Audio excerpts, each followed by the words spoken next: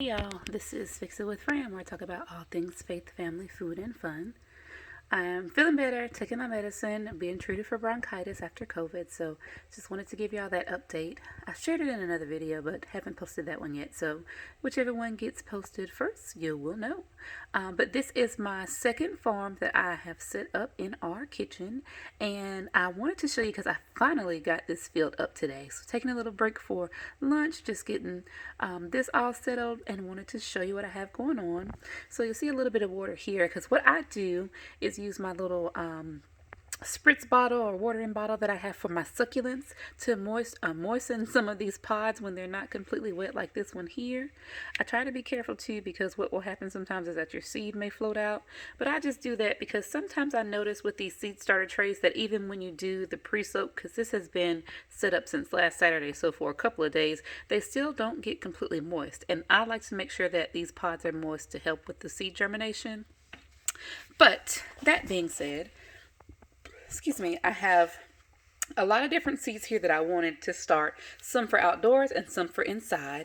Now these larger mustard greens used to be in the Harvest 360 that was in my office. I transferred these out to give them a little more space to grow up, and while some other things are still growing in my Harvest 360 tray, I moved them around so that hopefully I can move these back into the Harvest once I take that seed starter tray out. Here is my Space Master cucumber. So I started 3 of these in that tray, the 360 Harvest, and only one of them came up well, but that's okay because I was really only wanting 1 or 2 of these because I want to keep this Space Master inside. So I think once I take this seed starter tray out, that this Space Master cucumber is going to stay on the trellis. Here I think actually is a mustard greens that didn't come up and then decided to come up, and some chives that I dropped after. This is a whole roll of arugula. Next to it I put some of those carrots. I think they're Atlas carrots that I was starting, but it's supposed to be short, stubby kind of carrots that I think will do well in these growing pods like the radishes do. Behind here I have some calendula that I'm starting for outside for the yard. I actually have 1 black cherry tomato that I put here because I realized I had an empty space and I wanted to get a few more tomatoes dropped in.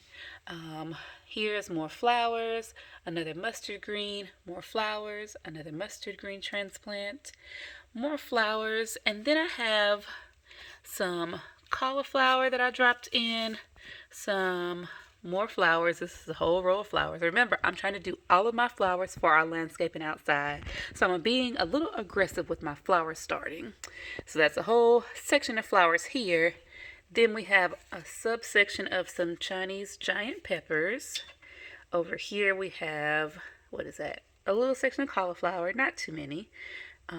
My Swiss chard, I dropped some more here. I did a little row of celery, just 3. Row of about 5 spinach. Nope, spinach here and spinach here. So that's about 8 spinach. This is that row of cauliflower. This is a row of broccoli. A whole row of peppers. I have some mint transplants that I mixed in. These aren't anything I was necessarily sold on per se, but I clipped the mint, so they're going through a little bit of transplant stress there. I probably should have clipped them shorter. I probably should have also clipped off more of the leaves. This one here looks like it's doing pretty well. These are struggling a little bit, but I think they're going to bounce back just because of how aggressive mint can be. But if they don't, no harm, no foul. The mint's still growing pretty well, even though I am going to give that away. And I started some spearmint in the Harvest Slim that's on my kitchen counter. And last but not least, back here we have another mustard green.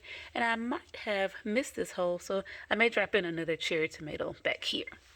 But I'm doing all this because I'm following my New Orleans planting guide. And for my folks that are watching the channel that are down here in New Orleans, we're Zone 9B, I use this to really, like I shared in some other videos, plan out what I'm going to be growing. So you'll see I've marked it some things that I put the line through are things that I'm just not going to grow at home because my family doesn't necessarily eat them that much, like beets. We do eat Brussels sprouts, but with the heat here, I just haven't had success growing them, so I don't even know if I have any Brussels sprouts in my seed collection. I'll have to check and see. If I do have some, I may drop them because we do tend to eat Brussels sprouts, especially when we're going harder on the keto tip. I still need to drop some turnips, but I usually put a big dash by the side if it's something that I need to still drop. And I put a check mark once I've dropped it. And sometimes if I'm doing a second drop, I'll put a circle next to it. So that's kind of how my system goes.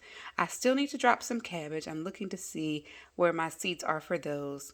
I go back and forth about hot peppers because I tend to use peppers to make pepper jelly, but we usually eat more bell peppers like in salads and things, but not so much on the hot pepper. So I was going to chat with my husband again to see if he wants me to drop some of those, because I do have hot pepper seeds, but I don't necessarily want to open the packs and make them harder to store and preserve if I don't need to. So I'm going to drop some turnips. I do have some onion sets. I'd already placed some outside, but I will be placing some more, and I am going to get soil for my raised beds outside.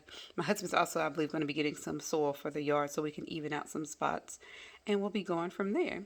But one thing I was going to share with you, and you may have seen already in the video, is that I will be starting my strawberry starts, and I'm excited about those. So these are, I think, Seagate strawberries that I ordered and I got off Amazon. These are some that folks have grown hydroponically with the AeroGardens. They said to keep them somewhere cool. This area by the back door is a little bit cool, so I just left them here. I did have them doing a soak, but they said not to soak them for longer than an hour. And since my harvest that I'm going to put these in does not come until tomorrow, I took the water out because I didn't want them to get soggy. But from what I was reading, they said to cut these down to a shorter length at about 3 inches. I'm going to be using some stones that I had from my fish tank way back when I lived in North Carolina and getting that started. So I'm excited because I love growing strawberries. My husband is excited about the possibility of having strawberries growing, and I'm going to add this to the collection in our laundry room. So that harvest will be like permanently set up, and I got it just to grow my strawberries. Let me show y'all the other farm. So this is the other farm, which was actually the first farm that I had, and it has still these French breakfast radishes that have, Lordy, I'm trying to do this and hold the phone. This has the French breakfast radishes that have grown up and are doing really well, putting out some nice greens, still giving us some white fluffy roots that we want to see. I keep telling myself that I'm going to come down one morning after Monica's gone off to daycare and make myself like a little breakfast salad and some fresh eggs. Oh, look at those roots. Oh, gorgeous, gorgeous. And then I get distracted, or I start doing work and I don't do anything, and life goes on. Here, my black-seeded Simpson lettuce plants, these are ones that I actually had started in the Harvest. It's like the regular Harvest, the square one that I have in my office next to the TV. All of these started in that seed starter tray, and I moved them into here. So these are the ones that when I first set up the farm, it looked really droopy. And in that first picture when I shared with y'all that I got a farm, and you can see now how they've bounced back. They're really lush, really full. And to compare them, you can look at, these are some that I just transferred out of that same harvest that had come up a little slower, so I didn't move them at first. And let's see if I can get down in front of it. So these are much shorter, much smaller, but I moved 2 of these plants to the kitchen counter Harvest Slims because we harvested a bunch of lettuce yesterday to make salads for dinner. And that's what I told y'all I was going to do, make successive seedlings so that every time we harvested some, every time we used them, I can move them right over. So that plan has been working.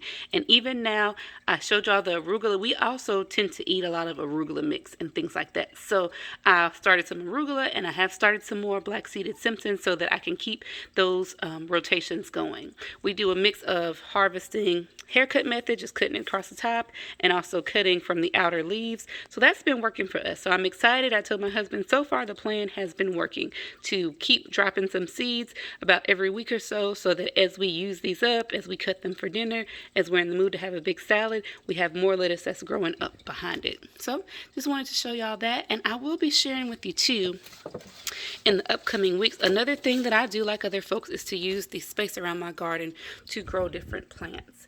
And here I have some of my seed potatoes. This is a sweet potato that I put in one of my germination trays, and I put this little greenhouse lid over it so that it can start growing. But I have also some gingers that I want to show you.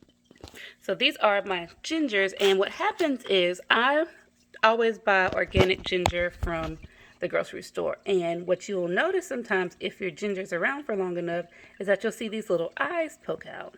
And this is how you can grow new ginger and grow it on your own. So when I saw this, I was about to use it, but I have a couple other ones, and I told my husband, I said, oh, just like my ginger actually outside, I could show that to y'all in another video too. Well, technically I can't because the growth has already died, so they're just out there waiting to start again. I'm going to pot these up, cover it up with dirt like I did my potatoes, start this, and then let it benefit from the light from the garden, and just have a little row of these that are growing and getting started before we are able to move outside for the spring.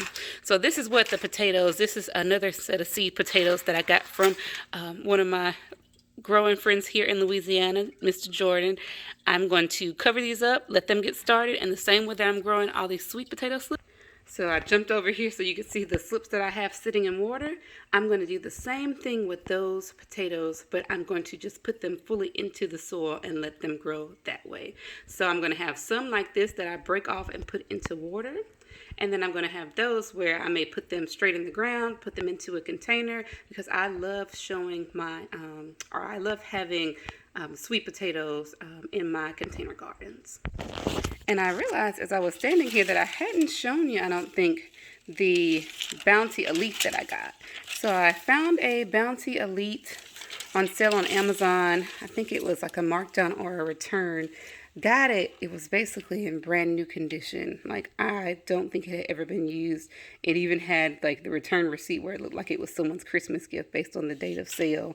I'm growing a golden harvest tomato, some peppers, and don't worry folks, I know that the best rule of thumb is to do one pod for every 3 holes in the Bounty. So these peppers I just have germinating because it was only 3 in a pack and I didn't want to have to fool around with holding onto those. So I'm going to be transferring 2 of these either outside or into another garden. And then I have a red heirloom tomato that was already growing, I think, in the Bounty in the office, and I just moved it into this one to give it more space. So when this starts to grow up, I do plan to keep the golden harvest tomato, this heirloom cherry tomato, and one of the peppers growing inside. So just wanted to share this update with these updates with you before I sit down and have my lunch. As always, this is Fix It with Fran, where I talk about all things faith, family, food, and fun. If you're another era gardener, tell me more about what you're growing. And if you have any questions or tips for me, please do feel free to drop them in the comments. Thanks so much for watching.